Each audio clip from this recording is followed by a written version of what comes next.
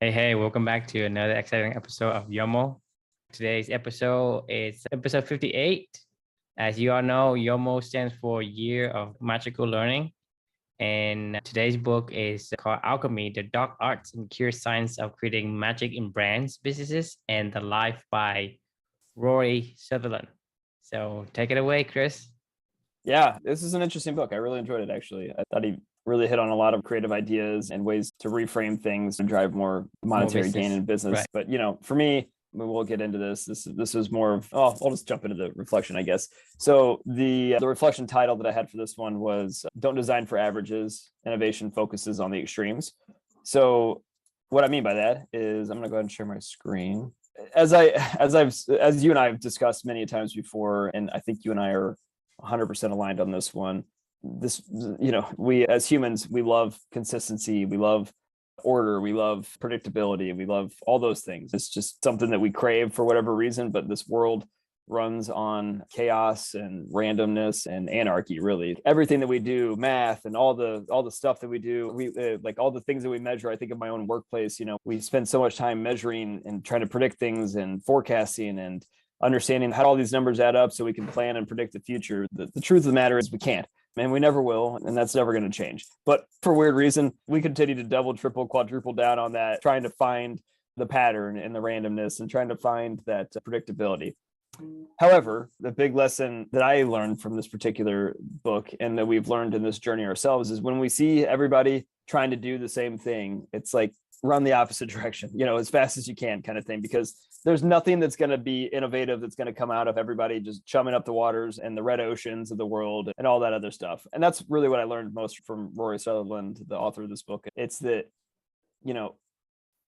think outside of the box, always be understanding humanity, understanding the underlying dynamics that are going on, and try to innovate for the extremes. Go for the big home runs. Go for the things that are so wildly off the beaten path that they don't really make sense at the time. But when you look back on it, that's when you make the biggest gains going forward with a lot of these different brands. It's so hard the reason why he calls the book Alchemy and they calls it a dark art, is there is no science to this. There is no numbers. There is no methodology to try to, figure out, when something, is going to take off or not. But the one thing that I do know is going in the same direction that everybody else is going into, we're certainly never going to, have an insane amount of growth, I guess, if you're always running at the same direction. So that led me in this reflection, talking a lot about Clubany, and saying like, we're trying to do that as well at this point in time.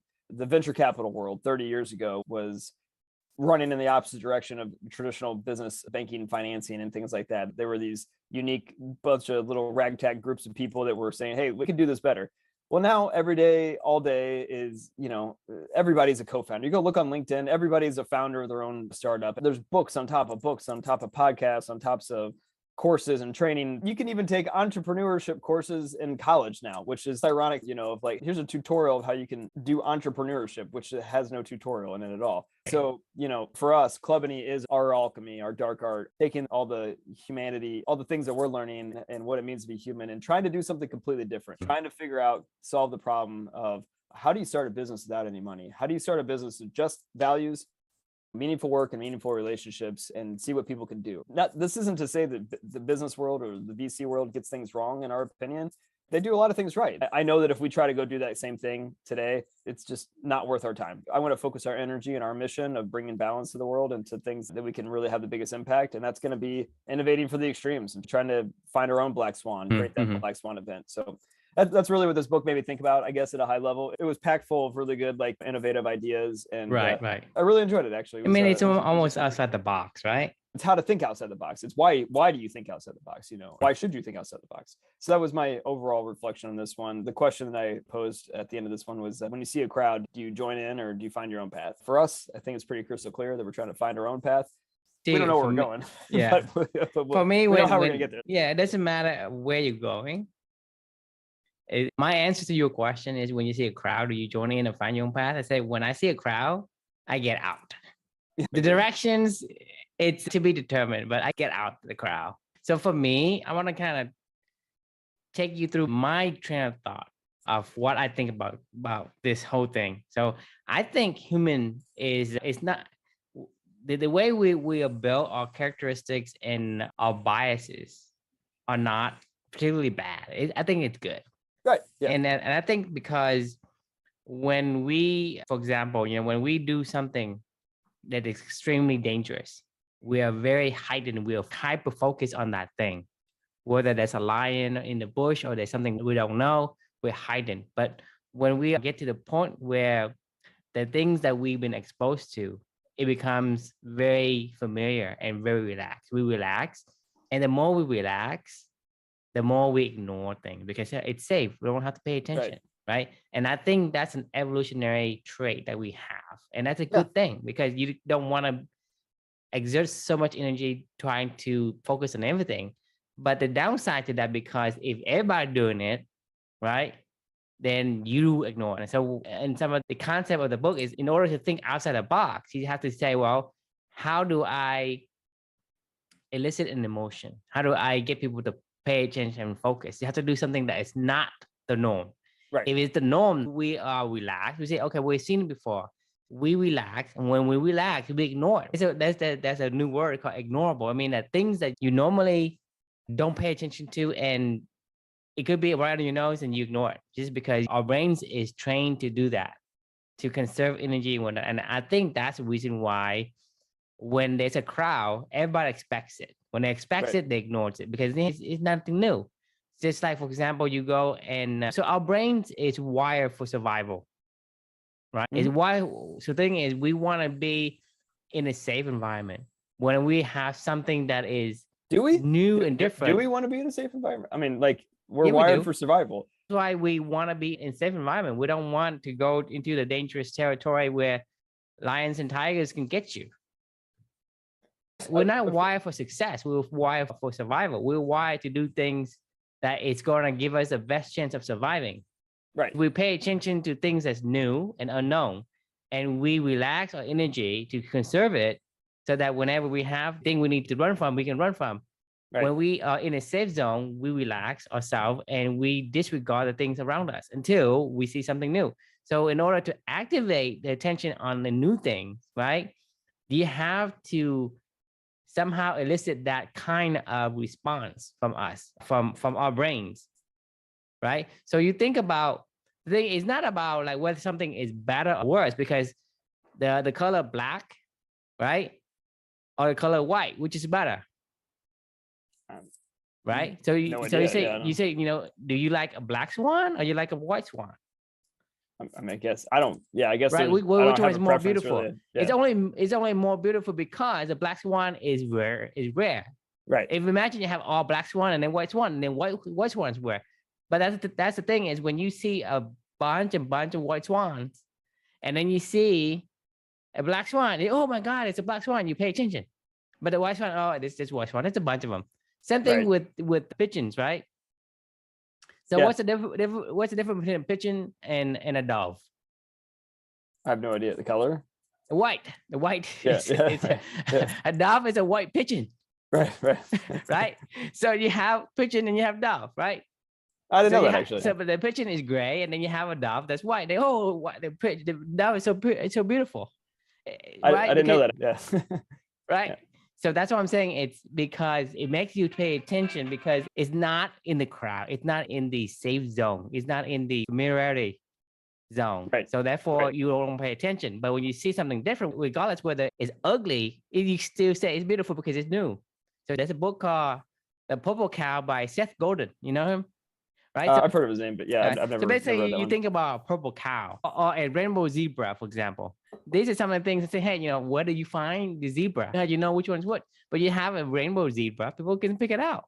That's what I mean. When you think outside the box, you elicit these primal response from our brains. Because if all the zebras are the same, we don't pay attention. Right. All the cows are the same, we don't pay attention. If there's a purple cow, oh my goodness, it's a purple cow. You pay attention. So I think, when you're talking about a crowd, meaning there's so many of them that's familiar. So in order to do something that's innovative, you have to do a thing that is not familiar, which is new. It doesn't have to be extremes. It just have to be not in a crowd. So to me, when I see a crowd and I want to do something innovative, then we need to get out. All of these corporate are doing the same thing. We need to do the opposite of what corporate does. So we need to get out of corporate and create this company where people can do things that's not in corporate. It's different from corporate. So me, that gives you the ability to catch people's attention, to get them to think about and to maybe process it a little bit different. And therefore, I think with that comes innovation, creativity. Agreed. Yeah. I mean, it's just all, you're right. It's all about just capturing people's attention it's really about understanding those underlying dynamics and understanding how we're built, right? If you think about it, if I were to give you something that is completely different, you say, wow, that's interesting.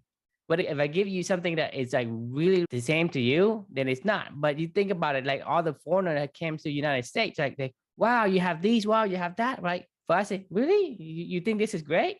Because we took it for granted, even though what we have is really, really great. We don't think of as that until somebody else have a different perspective and see it. So within our same crowd, we can't see above it. So it has to be, you have to do something different. That's why a lot of people are taking in influences from a different country, like cooking, whatever. They just take it influence and say, hey, on a hamburger, we put in, whatever else, like, hey, let's put avocados on it or put pineapple on it or whatever. Just say, oh, really, it's nice, it's good, just because it's new. Right. Yep. I'm 100% with you. One of the things that I wanted to call out in this book that I distinctly remember and really stood out to me was he was talking specifically around improving experiences. Like if you can improve a product by doing XYZ tweaks and spend years and years of your life on a particular tiny tweak that really sets it off. But if you focus on the experience, and he gave this example of the subway stations, like in the metro in like Paris or London or whatever, like the tube, and people, the biggest problem they always had was like, waiting for these trains. They didn't know exactly when it was going to come or not. They knew when the train was supposed to be there, but they didn't know when the last one left. They didn't know when the next one was coming, kind of thing. So like, instead of trying to find a faster train or how to build a better, station or whatever, they just put a timer up there, and it like had a countdown to like when the next train was going to be there. So people chilled out and they were like, oh, that's fine. I don't mind. Yeah. I don't mind waiting for 7 minutes for a train, but like, but I mind sitting there going, I don't, if I've been there for 7 minutes, it goes back to what I'm saying. Is the wiring we have. We are anxious because we don't know when it's going to come. But if we know that, hey, there's 7 minutes or 15 minutes, even 30 minutes, right? They say, okay, I'm fine because I know what I didn't know before. Therefore, I'm relaxing. I'm not really, kind of getting to the issues of, oh my God, what's going on? For sure. Anyway, this is a fun conversation. We got to jump to our anti-library or anti-book club here that we have going on. We have our guests starting to arrive. So thanks everybody for joining us. And the question we can leave you all with is, when you see a crowd, do you join in or do you find your own path? So we'll look forward to talking to you guys tomorrow. Yeah, we'll see you next episode.